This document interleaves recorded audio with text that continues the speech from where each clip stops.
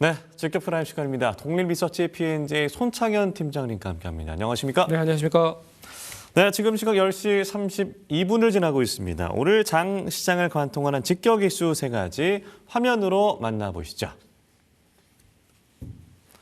숨고르는 반도체 다음 주의 향방은 어제까지 SK하이닉스 역대급 실적이 발표가 돼서 삼성전자와 SK하이닉스 성적표는 공개가 됐습니다.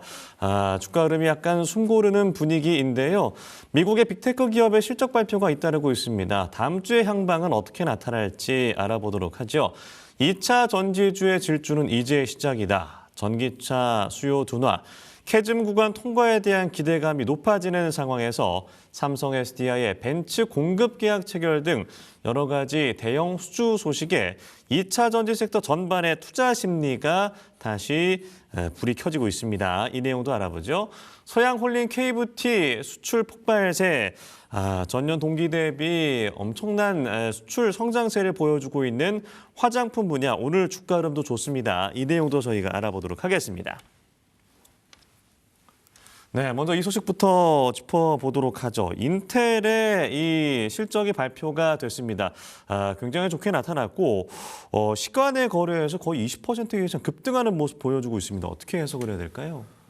인텔이 이제 애물단지였는데 네. 드디어 실적이 나오고 있습니다. 작년 이맘때만 해도 굉장히 안 좋았던 걸로 그래서 기억하는데요. 중국도 지금 반도체 관련된 기업이 실적이 턴어라운드가 돼서 흑자 전환을 하고 있다라고 얘기를 하고 있고 네. 미국의 애물단지 인텔도 실적이 좀 좋은 흐름으로 전개될 가능성이 높아서 그만큼 어떻게 보면 반도체 관련된 빅사이클이 네. 이어지고 있다. 그래서 낙수 효과를 다른 쪽으로도 받고 있다라고 생각을 하시면 될 것 같고 예. 제가 봤을 때는 인텔이 실적이 좀 좋았었던 배경을 보면 데이터 센터형 관련된 그런 성장세가 좀 가팔랐다라고 생각을 하면 될 것 같고요. 예. 그리고 이 파운드리 쪽 테라팹에 대한 수요도 이제 증가할 가능성이 높다라는 거. 그렇기 때문에 이 관련돼서 여전히 빅사이클이 이어지고 있다라고 생각을 하시면 될 것 같고요. 네. 그런 점에서 이제 AI 첨단 쪽 칩 확대로 인한 첨단 패키징 공정까지도 확대될 가능성이 높다. 그래서 오늘 전반적으로 강세를 보이고 있는 기업 중에 하나가 파운드리랑 관련된 종목들이 많습니다. 뭐 지난주에 잠깐 얘기를 해드렸지만 이 파운드리 쪽의 양산이 물량이 확대가 되면 웨이퍼 테스트를 해야 되고요. 거기에 대한 테스팅, 패키징을 또 진행을 해야 됩니다. 그래서 오늘 전반적으로 상승을 하고 있는 종목들 보면 네. 이제 패키징 쪽의 강자죠. 하나마이크론이나 네페스 그리고 LB세미콘 같은 종목들이 급등을 하고 있고 거기에 이제 뭐 다양한 소재라든지 부품들을 공급을 하는 기업들도 이제 따라 올라가고 있는 흐름이다라고 보시면 될 것 같고 그리고 또 미국 시장에서 좀 눈여겨보고 있는 이 반도체 관련된 쪽의 상승이 텍사스 인스트루먼트라고 하는 회사가 있습니다. 이게 네. 차량용 반도체를 만들고 있는 회사인데 이게 이제 아날로그 반도체라고 생각을 하면 될 것 같거든요.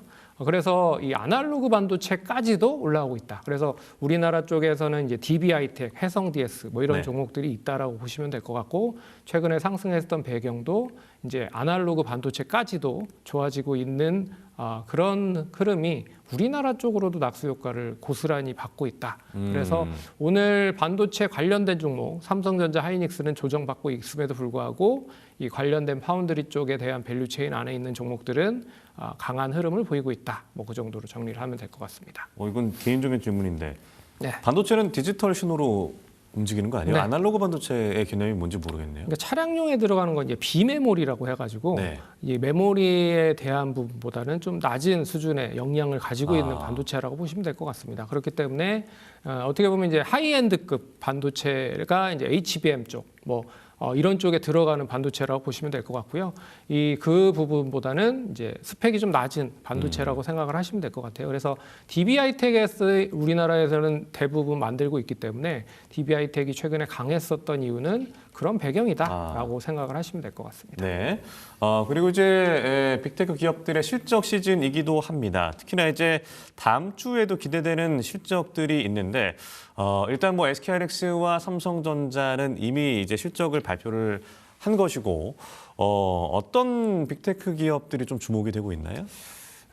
다음 주에 이제 뭐 알파벳이라든지 마이크로소프트, 뭐 아마존 뭐 이런 기업들이 실적을 발표한다라고 하는데 하드웨어 기업들이 아니라 이제 소프트웨어 기업들입니다. 네. 그러니까 클라우드 관련된 사업으로 진행을 하면서 투자를 계속 진행을 하고 있는 그런 기업들이죠. 그래서 우리가 확인해야 되는 부분은 자본 지출, 이제 투자, 설비 투자를 얼마만큼 더 진행을 하는지를 계속 살펴볼 필요가 있다라고 봐야 될 것 같고, 하지만 좀 긍정적인 이슈가 계속되고 있습니다. 네. 그 이유는 장기 계약에 대한 물량이 좀 더 많아질 가능성이 높다라고 보고 있어서 SK하이닉스도 어제 이제 컨커를 통해서 얘기를 한 거는 장기 계약, 뭐 LTA라고 하는데요.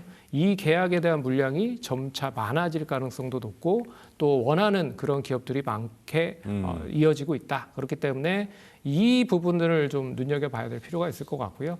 그렇기 때문에 뭐 자본 지출은 당연히 좀 클 거라고 보고 있고요. 실적은 썩 별로 좋지 않게 나타나더라도 일단 뭐 하드웨어 쪽에 대한 그런 역량은 계속 좀 높아질 가능성이 높다. 그래서 다음 주에 실적이 발표될 소프트웨어 기업들이 실적이 혹시라도 안 좋아서 약세를 보여서 이 하드웨어 관련된 기업들까지 안 좋은 영향을 보인다고 하더라도 제가 봤을 때는 일시적일 가능성이 높다. 그렇기 때문에 반도체 하드웨어 쪽 관련된 종목들은 여전히 저는 관심 있게 봐야 될 필요가 있다라고 봐야 될 것 같습니다. 네.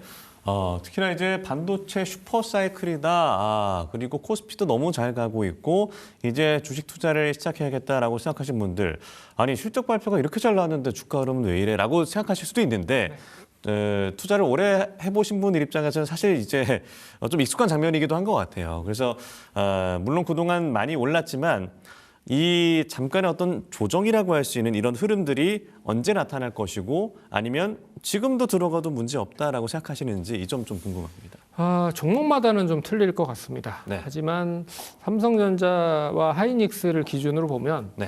제가 봤을 때는 이제 하방을 만들려고 하는 그런 그 다양한 이슈들이 많거든요. 네. 그래서 떨어질 때마다 좀 매수를 해야 되는 관점으로 접근을 해야 될 필요가 있지 지금 않을까. 시점도 괜찮다고 보시는 지금 거예요? 시점도 저는 뭐 나쁘지 않을 것 같습니다. 그래서 삼성전자가 뭐 고점을 갱신하고 추가적인 상승이 좀 더디기는 하지만 뭐 20만 원 내외에서는 뭐 관심 있게 여전히 좀 봐야 될 필요가 있다라고 봐야 될 것 같고요. 그리고 뭐 하이닉스도 마찬가지인 것 같습니다. 한 120만 원에서 110만 원 정도 가면 단기적으로 이제 고점을 갱신했었던 뭐 그런 시점이기 때문에 네. 조정은 어느 정도 나올 거라고 보고 있어서 이 시점에서는 조정 시에는 매수 관점으로 뭐 대응을 하시면 좋을 것 같다. 그래서 지난주에 제가 얘기해드렸을 때 삼성전자 20 고점 갱신할 수 있다라고 예. 얘기해드렸고 하이닉스는 130만 원 얘기해드렸잖아요. 그렇습니다. 근데 거의 근접을 하이닉스는 했고 삼성전자는 말한 대로 돼서 일단 조정이 어느 정도 나올 가능성도 배제를 할 수는 없지만 그래도 이 조정을 틈타서 여전히 이 긍정적인 신호는 계속 이어질 가능성이 높다라고 보고 있어서 매수 관점으로 보셔야 될 것 같다. 그리고 1분기 실적이 상당히 서프라이즈가 나왔잖아요. 예. 그러면 2분기는 더 좋습니다. 2분기는 생각보다 더 좋다. 왜 그러냐면 1분기는 비수기예요. 비수기임에도 불구하고 실적 어닝 서프라이즈가 나오면 2분기 때는 전쟁이라고 하는 변수가 크게 작용이 되지 않으면 더 좋게 실적이 나올 가능성이 높다. 그렇기 때문에 2분기 실적이 8월 정도에 발표가 됩니다. 네. 삼성전자와 SK하이닉스는 7월이나 6월 초에 7월 정도에 발표를 할 거예요. 그러면 그 기간까지는 좀 더 상승할 여력이 남아 있다라고 봐야 되겠습니다. 알겠습니다. 그러면 이제 대장주라고 하시는 삼성전자, SK하이닉스가 쉬어가는 좀 구간이라면 지금 소부장을 조금 투자를 해볼까라고 하시는 분들 입장에서는 어떻게 좀 조언을 하시겠어요? 뭐 계속 얘기해드리고 있는데 네. 반도체 이제 대장주가 조정받으면 예. 소부장단이 올라가기 마련입니다. 오늘도 마찬가지인 것 같아요. 그래서 제가 봤을 때는 그럼 이제 어느 정도 시점에서 매수를 하는 게 좋으냐를 네. 생각을 해보면 이 삼성전자와 SK하이닉스가 조정을 받을 때 소부장은 매수를 할 가능성이 높다라고 매수를 할 타이밍이다라고 봐야 될 것 같고 네. 그리고 이제 실적을 아직 반도체 소부장단 종목들이 발표를 하지 않았습니다. 예. 대부분이 뭐 좀 큰 기업 같은 경우는 4월 말, 그러니까 다음 주나 조금 작은 기업 같은 경우는 5월 중순경에는 다 발표를 한다란 말이죠. 그러면 실적이 엄청나게 좀 좋을 가능성도 배제할 수는 없다. 그렇기 때문에 실적이 어느 정도 뒷받침이 되는 종목들은 미리 전반적으로 주가에 투영이 되면서 주가가 올라가는 경우가 많았기 때문에 예. 그래서 지금 시점에서 실적이 뒷받침이 되는 쪽이 역시 반도체 소부장 단에 있는 종목들이기 때문에 이 관련된 기업들 뭐 너나 할 것 없이 좀 끌고 가는 필요성이 있지 않을까. 그래서 단기 매매보다는 좀 끌고 가야 되는 매매가 수익을 극대화할 수 있는 전략이 아닐까라고 봐야 될 것 같아서 네. 굳이 뭐 나는 매수를 하겠다라고 생각을 하시는 분들도 이번에는 좀 뭐 6월, 7월 이상까지는 좀 들고 간다라고 생각을 하시고 매매를 하시면 좋을 것 같습니다. 네. 좀 난감한 질문 좀 드려볼게요. 그러니까 아까 말씀하신 대로 2분기 실적 발표되는 그 시점까지도 계속해서 좋은 흐름 보여줄 수 있을 것 같다라고 말씀을 하셨는데 그렇다면 7월, 8월 시점에 삼성전자와 SK하이닉스의 주가 위치는 어디쯤에 있을까요? 삼성전자는 제가 뭐 개인적으로 봤을 때는 못해도 한 25만 원 이상 갈 25만 가능성, 원. 25만 원, 30만 원 정도 선까지도 갈 가능성이 30만 원. 네. 있지 않을까 보고 있고요. 그리고 SK하이닉스도 한 140, 50만 원 정도까지는 140, 50만 원, 상승 150만 원. 여력이 남아 있지 않을까 보고 있는데 네. 이게 제가 얘기해드린 그 가격이 네. 일단 증권사들이 이야기하고 있는 밴드 하단 정도 수준일 겁니다. 하단 정도 수준이다. 그렇기 때문에 보수적인 관점으로 얘기를 해드리는 거고 네. 좀 긍정적인 밴드로 얘기를 해드리고 있는 증권사들에 대한 밴드를 보면 뭐 SK하이닉스는 뭐 180만 원 이상도 나오고 180. 있는 것 같고 그리고 삼성전자는 40만 원 이상 얘기가 나오고 40이요? 있는 것 같아요. 아. 그래서 제가 봤을 때는 그런 거를 다 감안하더라도 조금 시장에서는 이 관련된 종목들에 대한 상승이 그대로 좀 이어질 가능성이 높다.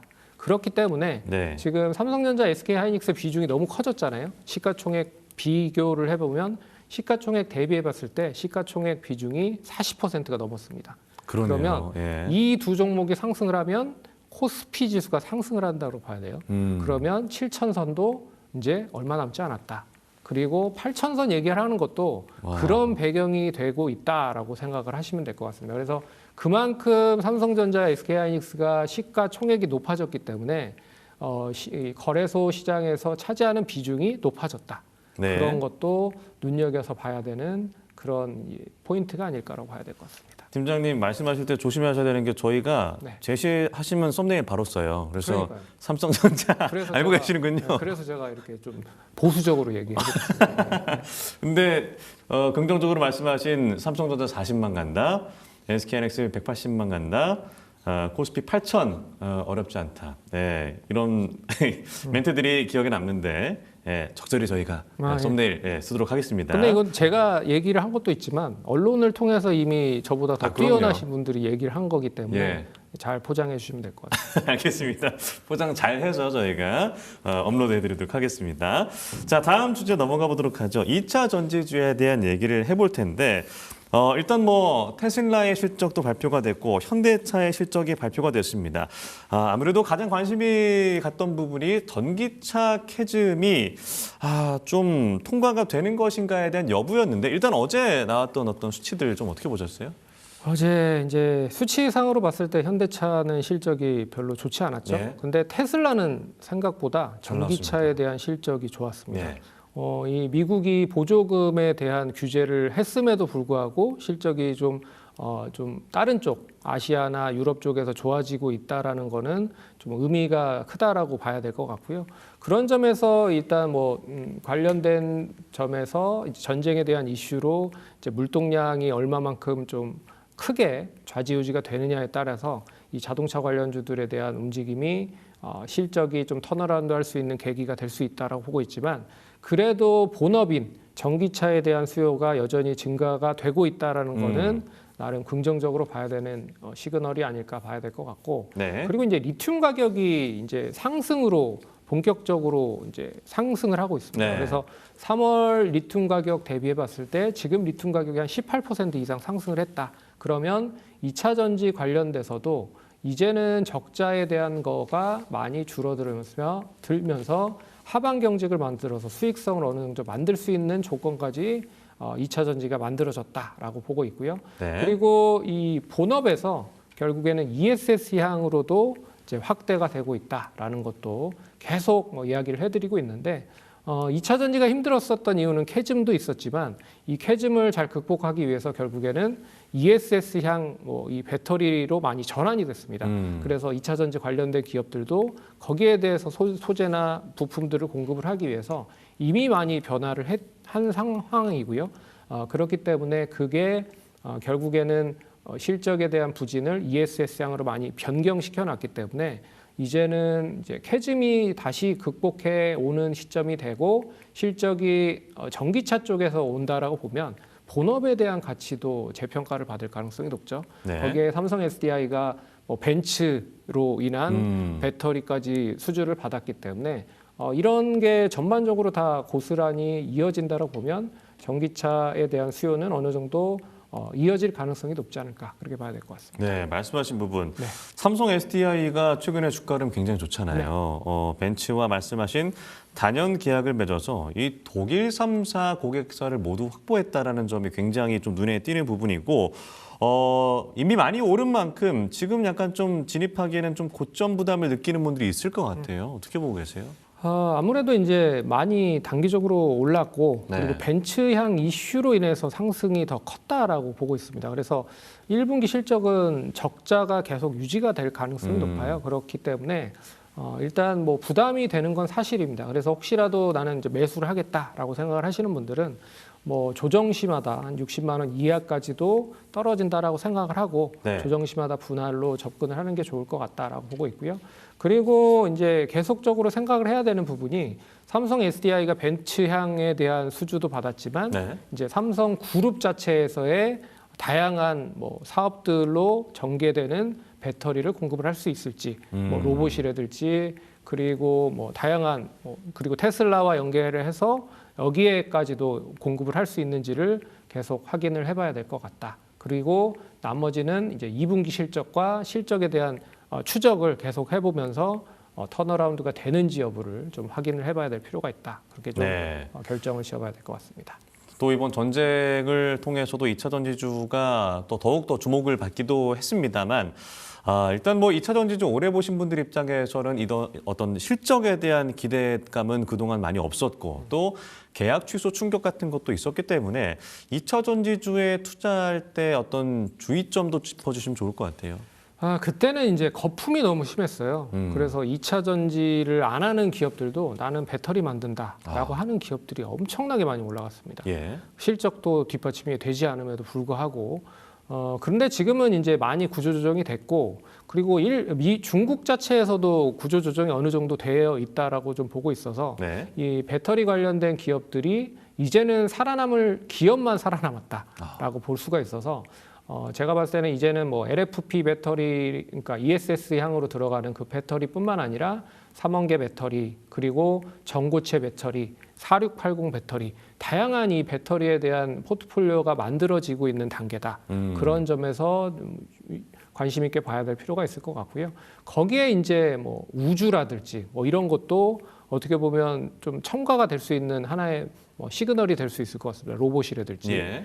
그렇기 때문에 여기에서 얼마만큼 많이 이 관련된 부분 사업으로의 영역을 펼쳐나가는지도 한번 눈여겨봐야 될 것 같고요. 그리고 실적은 이제 이미 턴어라운드를 한 기업도 있고 턴어라운드를 아직도 못한 기업도 있습니다. 그렇기 때문에 실적의 추적은 계속적으로 하면서 얼마만큼 적자 폭이 줄어들었는지 이런 것도 한번 눈여겨봐야 될 필요가 있는 시점이 아닐까라고 봐야 될 것 같습니다. 예, 알겠습니다. 이렇게 2차 전지주에 대한 내용 정리해봤고요.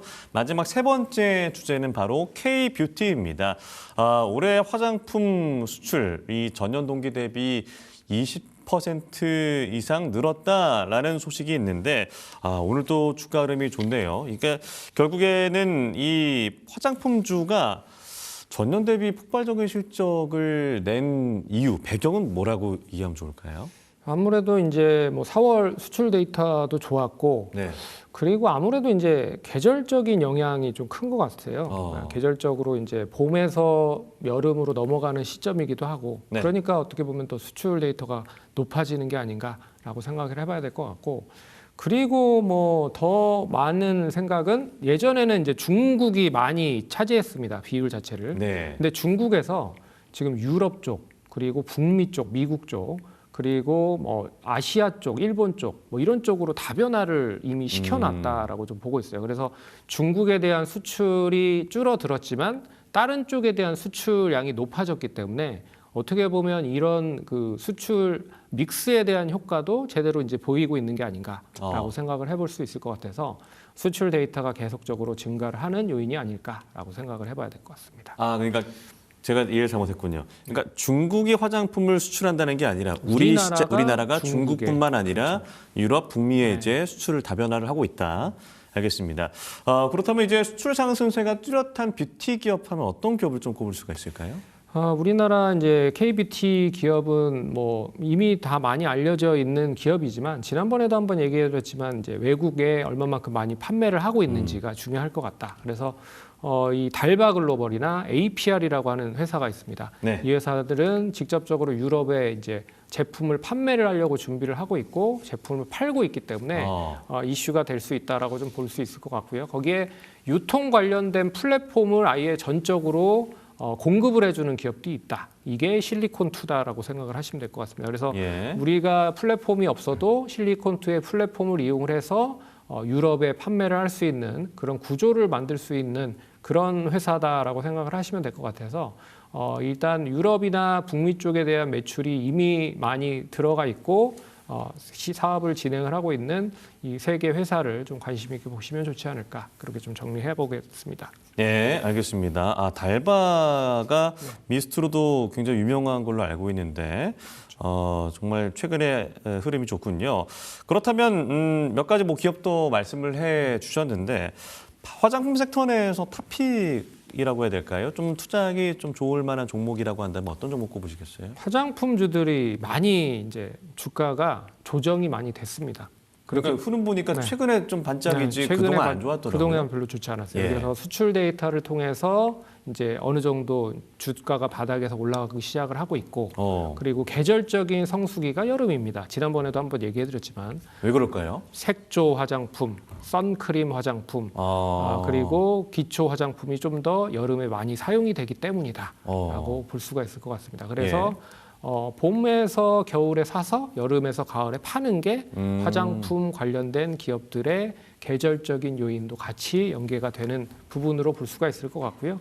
그리고 앞에서 잠깐 얘기해드렸지만 매출의 다변화, 글로벌 매출의 다변화가 이어지고 있다. 이런 거를 총 아우르는 기업이 제가 봤을 때는 역시나 OEM, ODM을 하는 기업이 아닐까라고 볼 수가 있어서 한국 콜바나 코스맥스가 바닥권에서 이제 슬슬 상승을 하려고 준비를 하고 있기 때문에 이 관련된 기업이 결국에는 다양한 뭐 인디 브랜드도 있고요. 그리고 멀티 브랜드라고 해서 뭐 우리나라로 치면 올리브영의 화장품을 공급을 하는 기업들도 다 어떻게 보면 다품종 소량 생산으로 OEM으로 한국 콜마나 코스맥스가 만들고 있는 그런 흐름입니다. 그래서 이런 기업들이 다시 한번 이제 재평가를 받을 가능성이 높고 그리고 이 수출이 많이 되면 관련된 기업들이 당연히 수혜를 받을 가능성이 높다. 그렇게 보고 있어서 한국 콜마와 코스맥스를 좀 중점적으로 보시면 좋지 않을까. 그렇게 말씀을 드려보도록 하겠습니다. 네, 오늘 한국 콜마 3%대, 코스맥스